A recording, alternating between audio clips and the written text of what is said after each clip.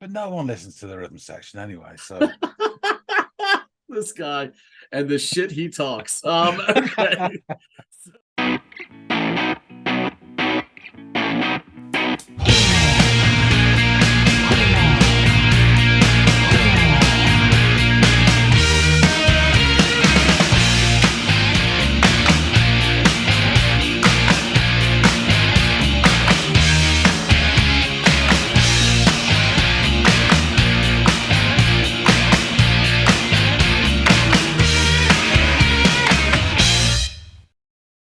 Hey, everybody out there. Welcome back to another episode of the Audiophiles. I'm Andy. That's John over there. And we are going to do what we always do, which is discuss music. In this case, yes, John, your hand.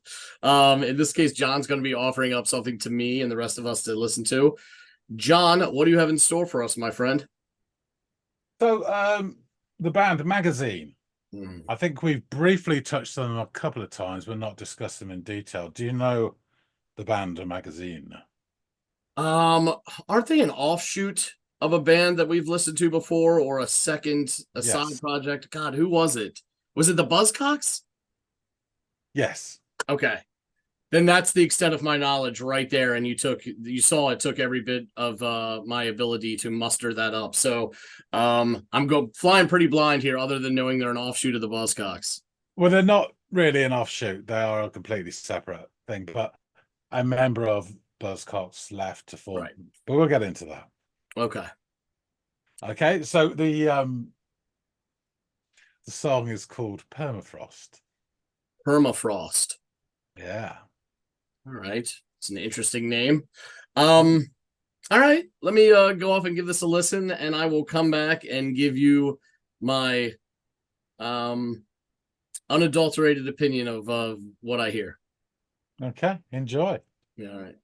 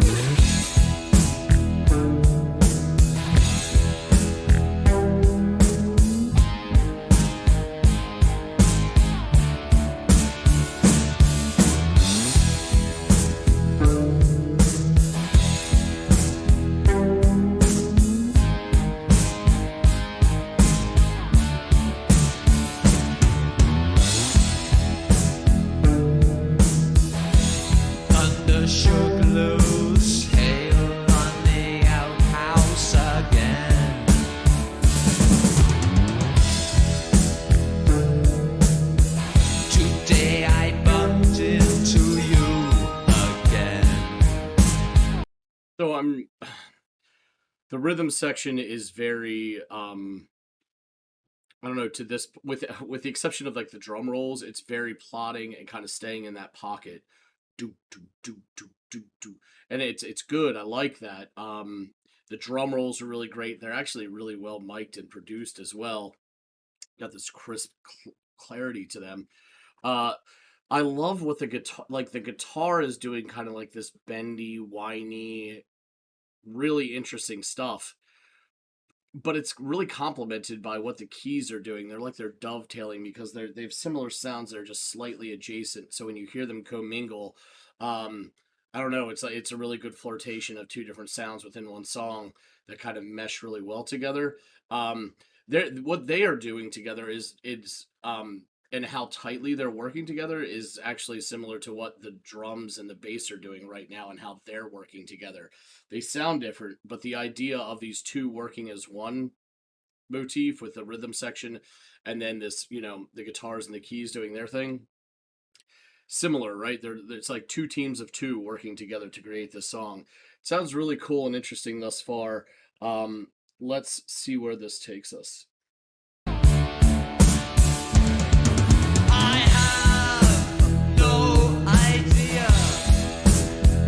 What you want,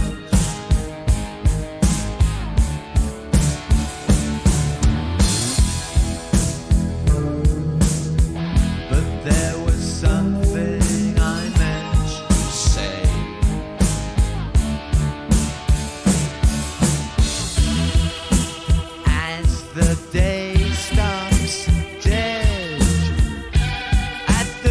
place where we're lost. I will drug you and fuck you on the permafrost.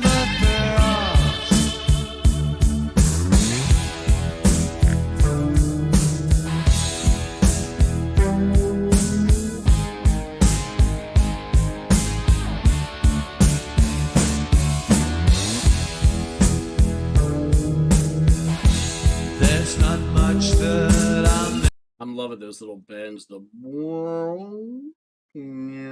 on the guitar sounds really cool. I'm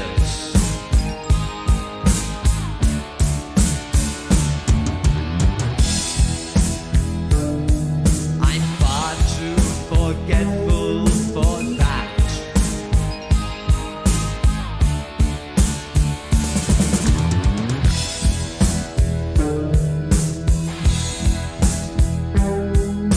Sugar sweet some of the time is hard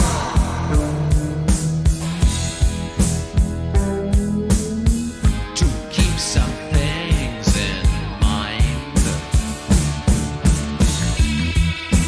As the day stops dead at the place where we're lost,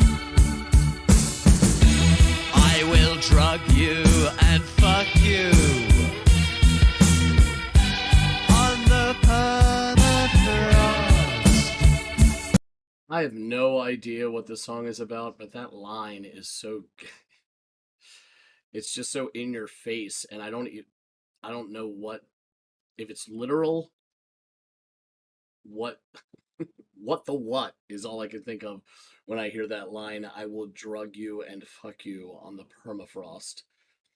I mean, that's hardly what I would consider a chat up line. Who knows how it worked out for this guy.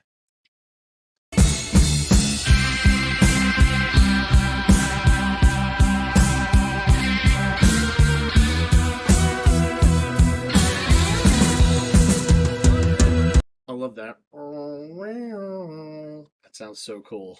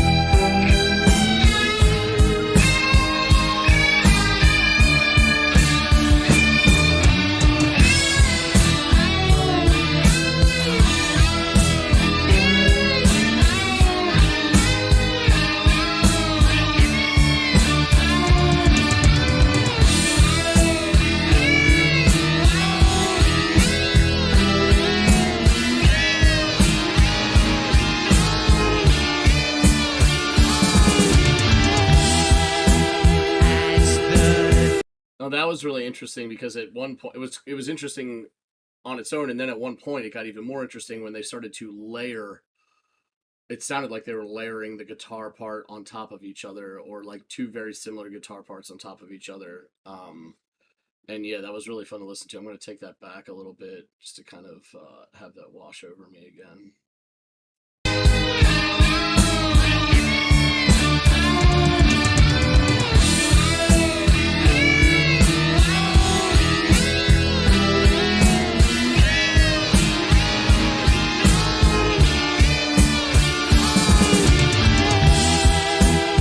As the day stops dead at the place where we're lost,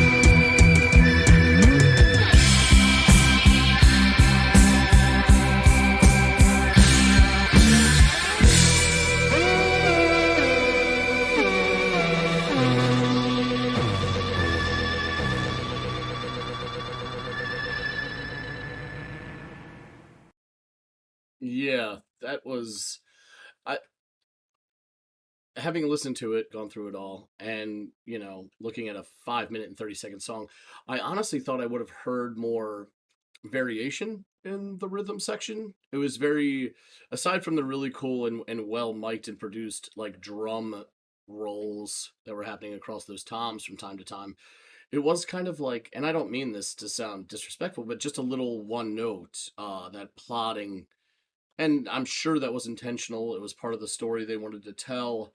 What I found really fun about this song and captivating was sort of this, the commingling of what sounded like the keyboards, or these synthy keyboards, and that guitar and all the fun stuff that was happening on the guitar. It was really, really good. Um, I loved the kind of like whining pitch to the guitar. Again, I thought that those and the keys worked really well together.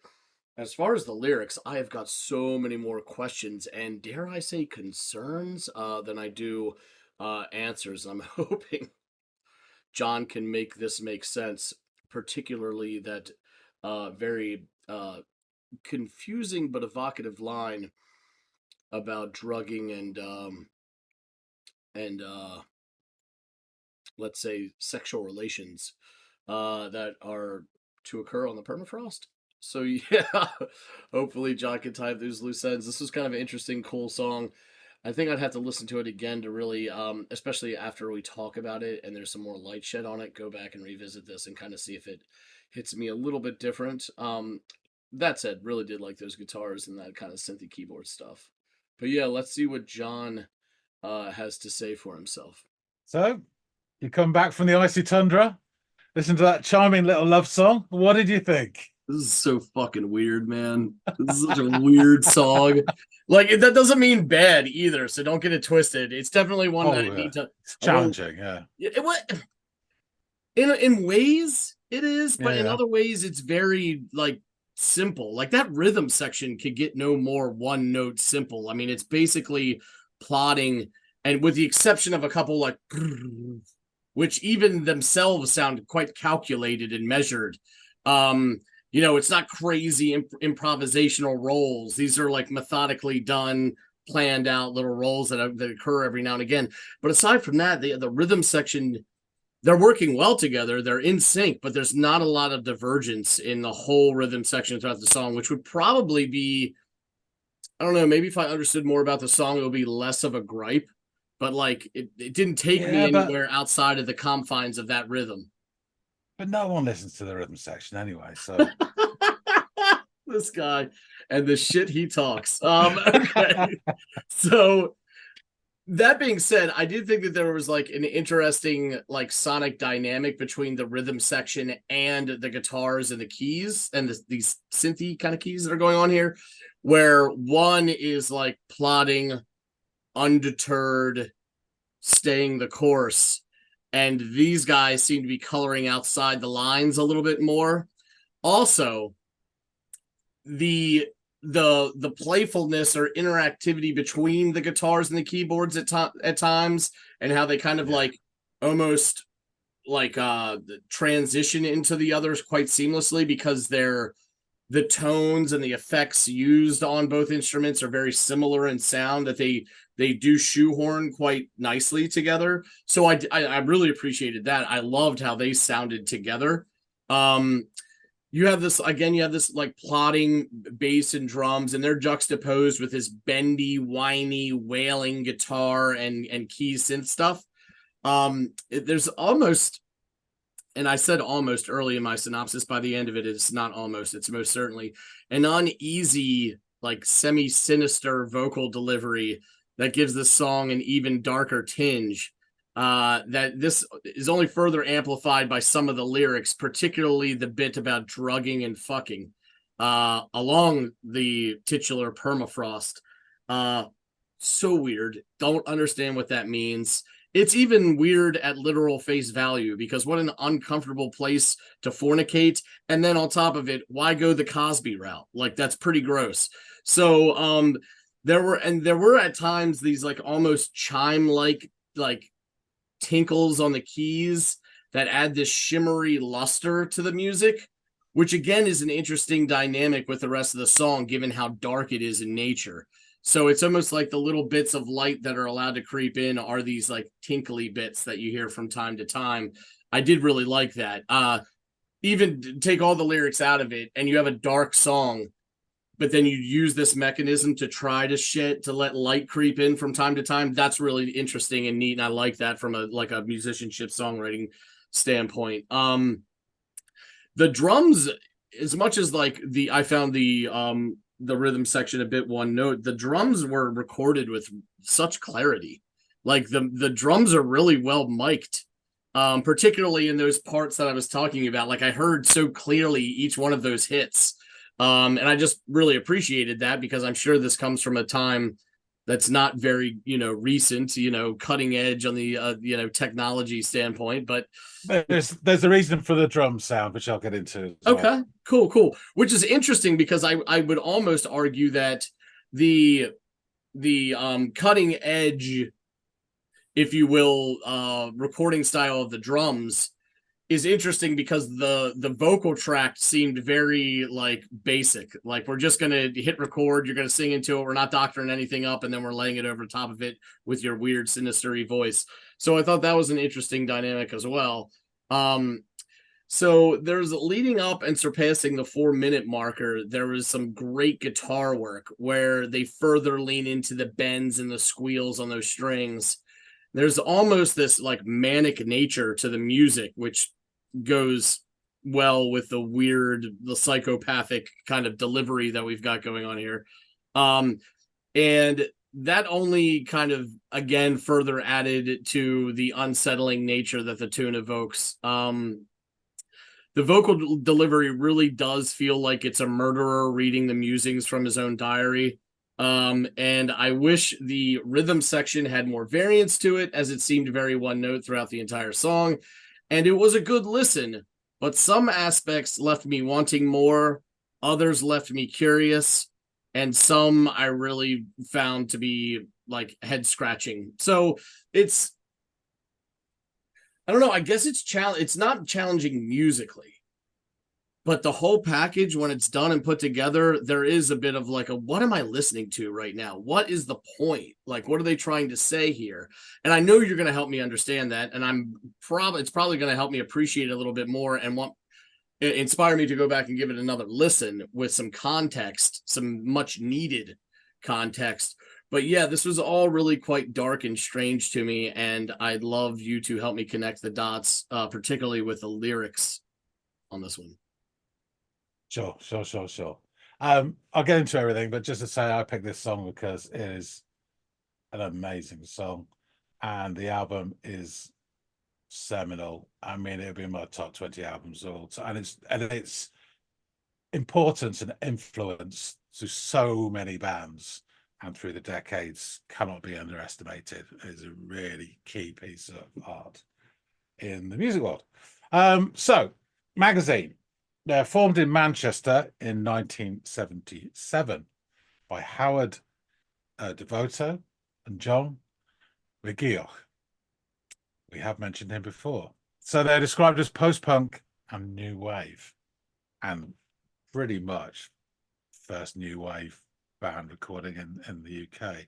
So after leaving Buzzcocks in early 77, right after they'd done their first EP, Spinal Scratch, which is this bad boy here, and that Mr. Devoto there, and that is Pete Shelley there. Sorry, the blonde one there. Oh, okay. The guy that looks the most familiar to me is the one with the widow's peak, like with the sort of the male pattern baldness action. Yeah. That's how Devoto. Yeah. Okay. Yeah. I was gonna say, I know I've seen. So before. He wasn't really happy with the way things were going in punk, and he wanted to get a more progressive and a less traditional sort of sound. So the original lineup of Magazine was Howard Devoto, John McGeoch, Barry Adamson on bass, and Bob Dickinson on keyboards, and Martin Jackson on drums. So they knocked out their debut album, Real Life, in 1978, and they got widespread critical acclaim and was a real pioneering post-punk album. Shot by Both Sides, their first single is awesome, and they're the really, really wonderful The Light Pours Out of Me, which was actually co-written with Pete Shelley. And again, it's another song. I've said this before about other songs, but The Light Pours Out of Me would make a great soundtrack for a serial killer film stroke program. It's one of those. I like this one, I guess. Yes. So this track is taken from their second album, Secondhand Daylight. Now, being a huge fan of Bowie and Iggy Pop, Devoto had wanted Tony Visconti to produce this album because they were particularly fond of the sound of the drums that they got, like on Heroes and Low. But they didn't have the budget, so they settled for his engineer, a guy called Colin Thurston, who had worked on Heroes and on Lust for Life. But in quotes, I didn't tell them that it was my first production, Thurston admitted later, so he wasn't really experienced at all. So the band at this point had a couple of changes and then had a steady lineup for about a year and a half. So Devoto vocals, John McGee on guitar, saxophone, backing vocals, a bit of keyboards here and there. Barry Adamson on bass and some backing vocals. Dave Formula on keyboards. That's just a great name. And John Doyle on drums and percussion. Now, just a quick word about Barry Adamson, because he doesn't get the sort of shine that he should. He's a wonderful, wonderful bass player. And after Magazine, he worked with Nick Cave and the Bad Seeds. He also, because he's a musician, composer, but also a producer and writer and all this sort of stuff. Real Naissance man. He remixed Grinder Man and John Spencer Blues Explosion and Depeche Mode. And he's had some fantastic solo albums, many of which are these bizarre, jazzy, experimental, dirty, layered soundtracks to films that don't actually exist. The first one was done for a film which then fell through, but then he did some more soundtracks, and these films definitely never existed or were going to exist. But I adore sort of his solo stuff, I really do. So I just thought I'd mention him. So Devoto, who had his fair share, you'll be surprised to hear, of mental health issues, I think must have been reading some very bleak Russian literature to produce some of the starkest lyrics ever heard from this album. Topics include a plane crash and foraging supplies for prisoners of state, a relationship that struck up in a psychiatric unit, and other almost impenetrable tracks. And legend has it that the track The Thin Air was an instrumental because they ran out of studio time before they could apply a vocal track. Don't know how true that is, but that's the story behind it. So leading with this sort of Siberian sounding keyboard, the atmosphere of the whole album is bleak, isolated, wintry ambiguity, and Permafrost is like the perfect combination. Now, it's interesting to note here, because we've listened to some Buzzcocks. Shelley and Devoto both have the same sort of anger and contempt for most things around them, but they choose very different paths in how to express this. Shelley was a sort of bittersweet, melodic, sneering and whinging behind the smile, and Devoto was cold and resentful, and you could imagine him sort of crushing his medication between his teeth as he stares at you. It was very different. So at the time, this album got very mixed reviews because it was such a real left turn from the much lauded Real Life. And then the third album, Correct Use of Soap, as well. So music journalists were suspicious of this kind of seemingly backward step towards sort of almost a proggy sound at some points. But it's now seen as an essential new wave album, really paving the way for the future and influencing many, many artists in the 80s and beyond. I mean, Radiohead, everything in its right place is taken from the music from this album. So it has this reach down the decades, and it's really important. So after this, the aforementioned third album, Correct Use of Soap, did actually include a couple of references to Dostoevsky's work, so the Russian literature theme continued, and it was returned to that original sound from the first album, and all the critics were happy again. John McGee soon left after that third album. They started at Visage, and then he jumped to the Banshees, etc., etc., and then his death. The band puts out one more album under the magazine and a live album, which is really good, and then they split in '81. Devoto did a couple of solo projects, and then he quit the music business to become a photo archivist. The band reformed in 2009 because it was already sort of dead at this point, and they started playing live, and they released an album in 2011, Know Thyself. So this song, I will get into the lyrics first. I love the opening line. Thunder shook loose, hail on the outhouse again. It's just, you know where you are straight away. Today I bumped into you again. I have no idea what you want, but there was something I meant to say. As the day stops dead at the place where we're lost, I will drug you and fuck you on the permafrost. So catchy. I know you'll be singing that to yourself all around the house for the rest of the week. Huh, to myself, to anyone I encounter. Who wouldn't want to hear that? There's not much I miss. I'm far too forgetful for that. Sugar's sweet some of the time. It's hard to keep some things in mind. As the day stops dead at the place where we're lost, I will drug you and fuck you on the permafrost. And then we go into the guitar solo. And then it comes back for the final time. As the day stops dead at the place where we're lost, I will drug you and fuck you on the permafrost. I will say, actually, the second half of the song, the drums really kick in, and there's actually a lot of expression in them. The bass is simple, but I think is that bang one note. It's probably the only instrument in the whole song that has a trace of humanity to it.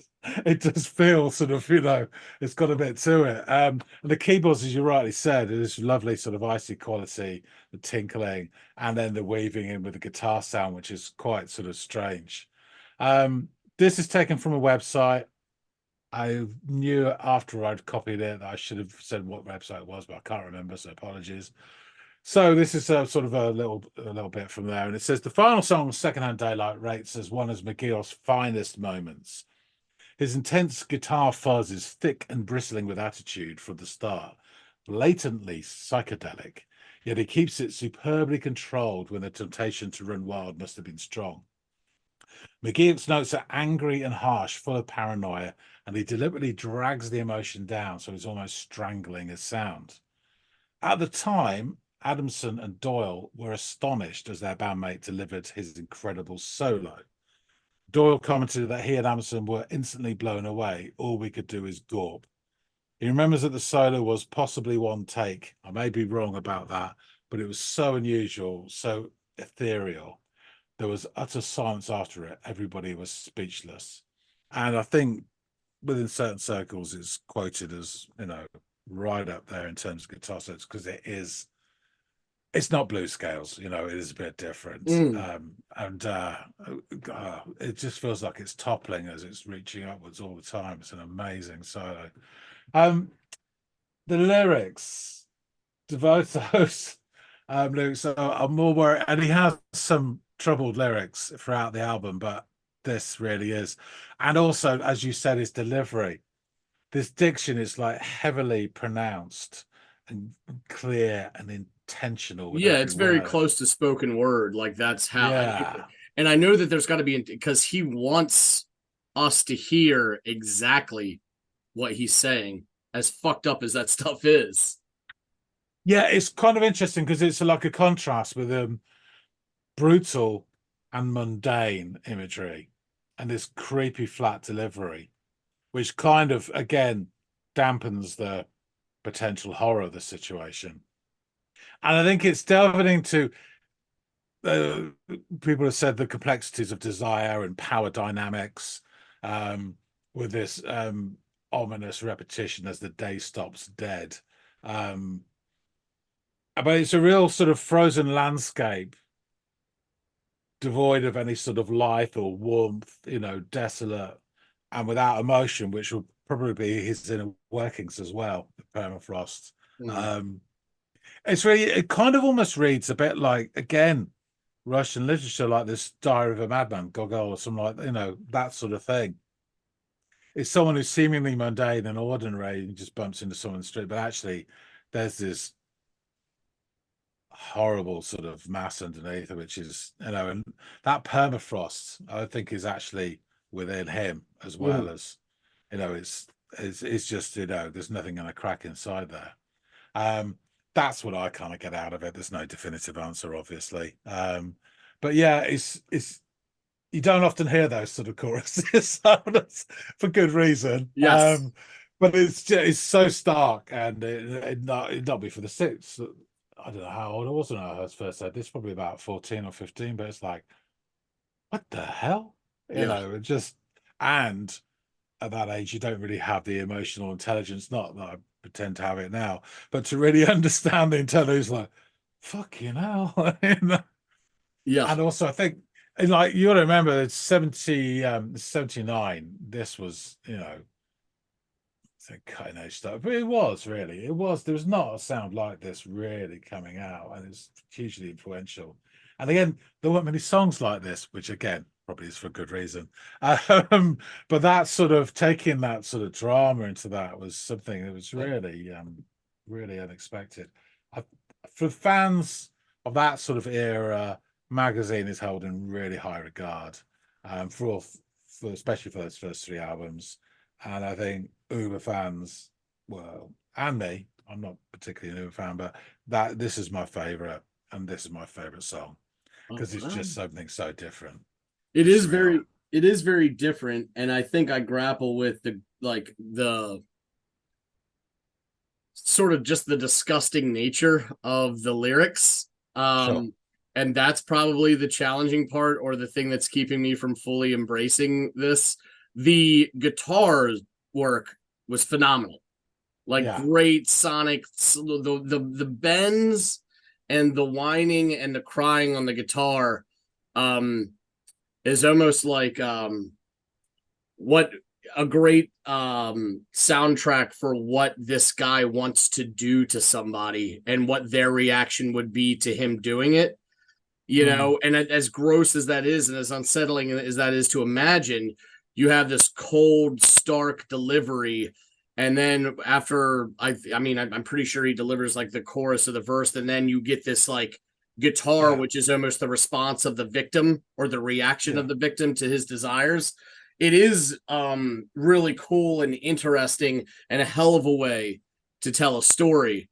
It's that just turmoil, hard to get isn't it? over his delivery, because and you got to remember, he was doing this, and 3 years later or whatever it is, he's doing the Susie and Banshee stuff that we heard.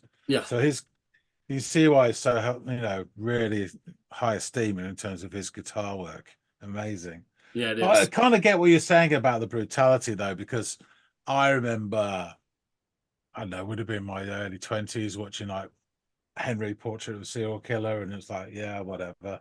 And I watch it now, and I think that's just, no, I don't want to watch it. So I get what you're saying. And it's also like, I bet you in the right mood, or like equipped, or like prepared for this, I would have been more open-minded to, and like all this context that you've now given me, had I had it when I went in, it probably would. Well, that's the beauty of the reaction, isn't it? Yeah, exactly. It is. Exactly. And I'll give you one other thing to help you make your mind up. You've got to remember, I've said this many, many times, how suspicious I am, particularly in the new wave era of mixing guitar and synth. And yeah, I love this. So that, if nothing else, should be a higher recommendation that you also get. It's well balanced. The combination of those two instruments, it's not like horribly ham-handed. And they actually really sound like cousins when they're playing together, or one plays into the other's part. And I thought, and also someone who is like a little like, you gotta be judicious with synth, someone who has that kind of like approach to music and prejudice. I agree with you. It sounded like it was a really good combination of those two sounds. Yeah, so it's an interesting song. It's a talking point, if nothing else. And I think there'll be, judging on comments and how things have gone before, I'm pretty sure there's quite a few magazine fans who regularly watch this channel that will be only too happy to kick in their 2 pence worth about this, and be very pleased to see it appear on the channel. Right on. Fingers crossed. Right, I will wrap things up. Thank you for listening to this, Andy. Folks out there, let us know what you think about Magazine. Wonderful band. In particular, this song, Permafrost. If you like this, please hit the like button, and we'll shove some more Magazine Andy's way. Yeah, put plenty of comments in. We want to hear all your stuff and your theories on the song and Russian literature, the wheat, the wheat, the wheat, anyway, and stuff like that. And we'd love to hear from you, and really enjoy reading all the comments you guys drop. If you haven't yet subscribed, please do, or else no, I won't finish that. You could be Not after this disappointed to song. miss out. Yes. Yeah, we really appreciate everyone that supports the channel. We do. So yeah, please subscribe if this floats your boat, and more stuff of the same ilk will slowly be making its way into that space between your ears. That being said, thanks again so much for watching, and we'll see all of you on the next episode of the Audiophiles. See you later, guys.